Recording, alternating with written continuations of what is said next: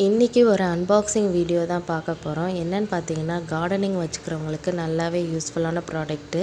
So ஃப்ளிப்கார்ட்டில் இந்த hose பார்த்துருந்தேன். 1000 மீட்டர் 32 ஃபீட்டு உள்ளது பார்த்துருந்தேன். ஸோ அதோடய அந்த ஓஸ் பம்ப்பு அடிக்கிறதும் கொடுத்துருந்தாங்க. எவ்வளோ ஹைட்டாக இருக்குன்னு நான் கொஞ்சம் கூட எக்ஸ்பெக்ட் பண்ணலை. அதுவும் ரிவ்யூலாம் பார்த்து தான் இது பண்ணேன். பயந்துகிட்டே போட்டேன்.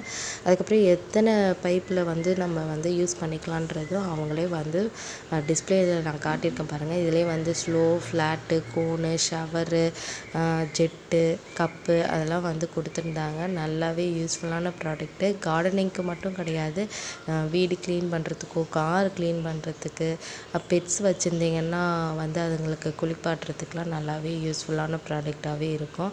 ஸோ ஒவ்வொன்றும் வச்சு வச்சு இது பண்ணிட்டு பார்த்தோம். நல்லாவே ஃபோர்ஸாக ஒரு சிலது அடிச்சுது, ஒரு சிலது ஷவர்லாம் அந்த ப்ரெஷருக்கு தகுந்த மாதிரி தான் அடிச்சுது.